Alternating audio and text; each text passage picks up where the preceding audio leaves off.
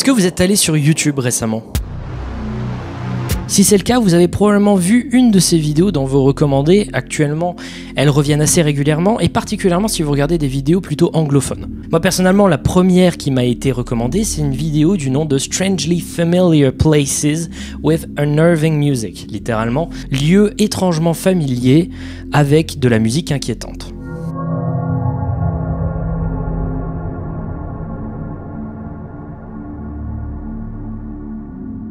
Quand j'ai cliqué sur la vidéo, je me disais « Ah, c'est cool comme concept, etc. » Et je voulais que ça marche.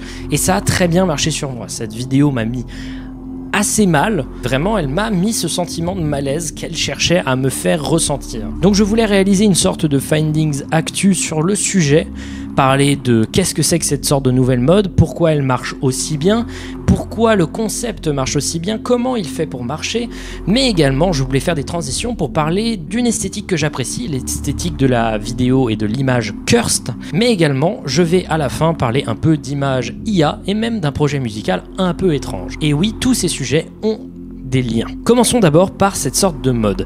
Parce que oui, c'est une sorte de mode, il y a plein de vidéos du même type qui apparaissent, Strangely Familiar Places with Sad Music, avec de la musique triste. Également, une autre branche de cette même mode, c'est de donner des lieux qu'on aurait vus dans nos cauchemars ou dans nos rêves. Et l'idée, c'est de vous mettre mal à l'aise avec des images que vous êtes persuadé d'avoir déjà vues ou des endroits dans lesquels vous êtes persuadé d'être déjà allé sans pouvoir correctement identifier pourquoi. Ces vidéos s'organisent comme juste une sorte de diaporama très simple avec juste une musique. Toutes ces images en question sont très similaires, des lieux très vastes, vides, parfois en extérieur, parfois en intérieur, mais tout ce qui nous donne cette impression de solitude qui nous ramène un peu à de la nostalgie et parfois à des émotions très stressantes, malaisantes même.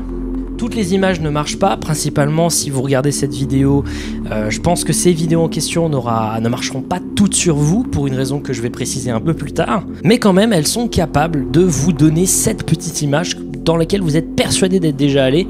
Moi ça a été le cas par exemple avec celle-là. Et pour vous ce sera probablement le cas avec d'autres images. Comment ces images nous font-elles autant penser à des lieux que l'on connaît, alors que pourtant il n'y a probablement aucune chance qu'on y soit vraiment allé. D'abord, toutes ces images ont un seul et unique point commun, c'est l'absence totale de personnes. Il y a un grand sentiment de solitude qui émane de ces images, et c'est pas pour rien. L'idée, c'est que vous puissiez tout simplement déjà vous sentir seul, vous sentir petit par rapport au lieu en question, mais également ça permet de mieux s'identifier. Il est beaucoup plus simple de se souvenir, par exemple, d'un lieu très répétitif, très simple, que de se souvenir par exemple d'un visage d'une personne. Si vous mettiez une personne, l'aspect de solitude et l'aspect d'identification à l'image serait beaucoup plus dur. Et ça recoupe avec la deuxième raison, c'est que toute l'esthétique de l'image est faite pour ressembler à un souvenir, ou du moins l'idée visuelle qu'on pourrait se faire d'un souvenir. Un souvenir, ça se détériore.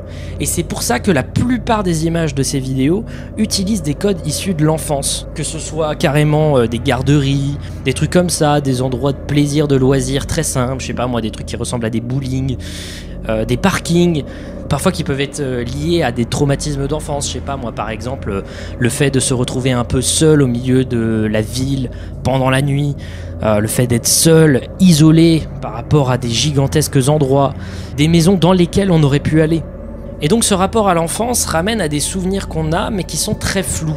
C'est d'ailleurs pour ça qu'il n'y a vraiment personne dans les lieux en question, que c'est des lieux souvent très simples, parfois très insalubres ou justement beaucoup trop salubres. L'aspect un peu trop clean, un peu trop ordonné ou alors justement beaucoup trop désordonné de certaines de ces images ramène à la détérioration des souvenirs qui vient avec le temps. L'aspect très simplifié de ces images accélère le processus d'identification et donc les liens qu'on peut réaliser avec nos propres souvenirs.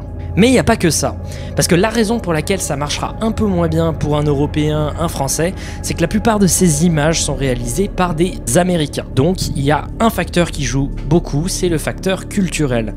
Et nous, on n'a pas la culture américaine. Donc du coup, des stations de service ressemblant à des stations de service américaines ou des lieux typiquement américains, et ben nous, ça va pas nous parler. C'est donc pour ça que moi-même, j'ai essayé d'en faire moi-même de ces images.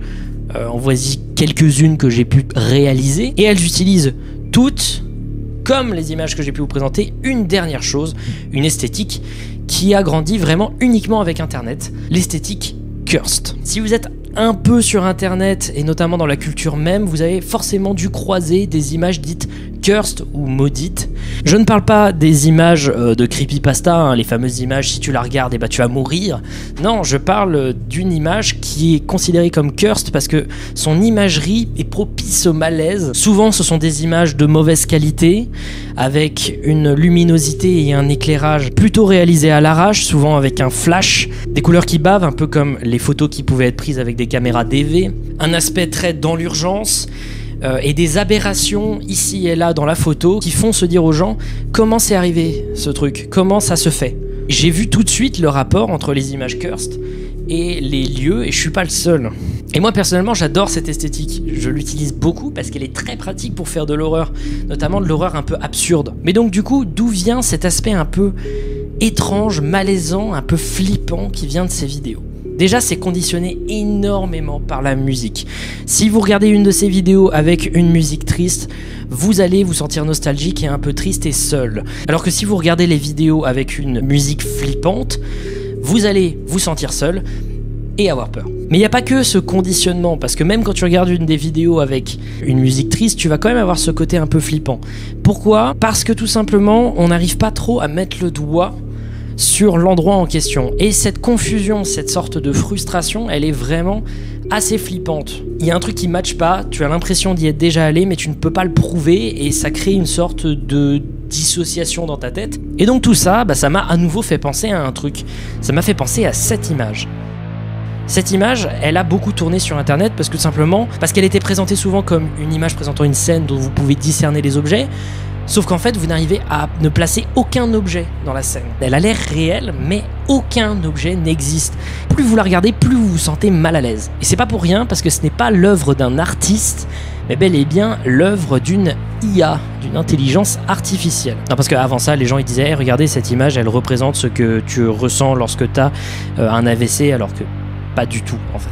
Et finalement, le côté je reconnais des patterns, je reconnais presque des choses, mais aucun objet précis, c'est quelque chose qui arrive très souvent lorsque tu produis une image avec une IA. Parce que l'IA va choper des patterns qui ne sont pas des patterns que nous on connaît, mais des patterns que l'IA, elle, comprend des images qu'on lui donne. Donc j'ai pris le site Artbreeder qui te permet de créer des images par IA selon des types. Par exemple, là j'ai voulu créer des objets mélangeant des radiateurs, des imprimantes et des jeans, et ça crée ces sortes d'objets qui ne sont aucun objet connu, mais bizarrement qui ressemblent à des objets qu'on pourrait connaître, notamment genre celui-là en haut à gauche.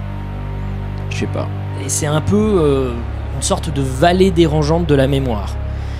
Et tout ça, ça m'a fait penser à un truc. Parce que cette histoire-là de cette photo, j'en ai entendu parler dans une vidéo d'un Américain qui simplement expliquait l'origine de cette photo, mais qui également recoupait tout ça avec le travail d'un illustrateur qui a travaillé avec un musicien, un certain Leyland Kirby. Et j'ai trouvé ça tellement fou que j'ai voulu en parler. Cet illustrateur a produit plein de pochettes pour les albums du fameux Leyland Kirby, qui réalisait des morceaux sous le pseudonyme The Caretaker. C'est un projet de musique ambiante expérimentale un peu étrange, mais qui personnellement, moi, me fascine déjà depuis quelques mois. Je compte réaliser une vidéo un peu plus en détail sur le sujet, mais concrètement, le projet a pris fin très récemment, en 2019, avec la fin de l'ultime série d'albums que voulait réaliser Leyland Kirby, la série Everywhere at the End of Time, partout à la fin des temps. Ce projet est simple et est dans la continuité de l'intégralité du projet The Caretaker. Il s'agit d'une sorte de collage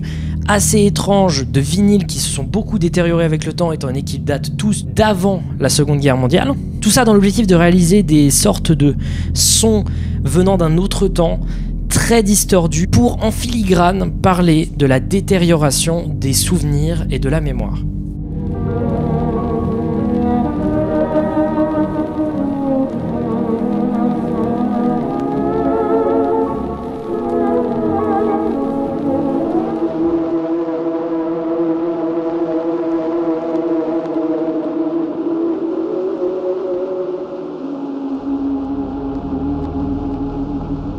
Le projet Everywhere at the End of Time est une continuation d'un Empty Bliss Beyond This World, un projet qui avait été réalisé je crois en 2009 ou en 2010 par Leyland Kirby sous le nom de Caretaker, qui parlait notamment de la détérioration des mémoires par la maladie d'Alzheimer et de tout type de maladies neurodégénératives comme par exemple Parkinson. Everywhere at the End of Time suit la détérioration totale de la vie d'une personne atteinte de Alzheimer, de la première phase où elle se rend compte de la maladie jusqu'à la phase 6 qui, comme Leyland Kirby le décrit, est inexplicable. Et donc les pochettes de ces albums sont toutes des pochettes qui me font penser à ce concept d'objets dont on n'arrive pas forcément à reconnaître la nature, mais qui pourtant paraissent si familiers.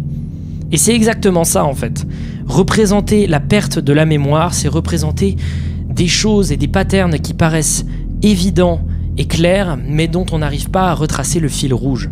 Et si on arrive à parler de tous ces trucs à partir de juste cette petite mode sur YouTube, c'est pas pour rien, c'est parce que la mémoire est l'un des sujets les plus intéressants dans l'art, et la représentation que l'on peut en faire dit beaucoup sur l'époque et sur la personne, l'artiste qui a pu les réaliser. Sur ce, moi il faut que je bosse sur la vidéo qui parle en détail de Everywhere at the End of Time, j'espère que ça pourra vous intéresser, et en tout cas, à la prochaine.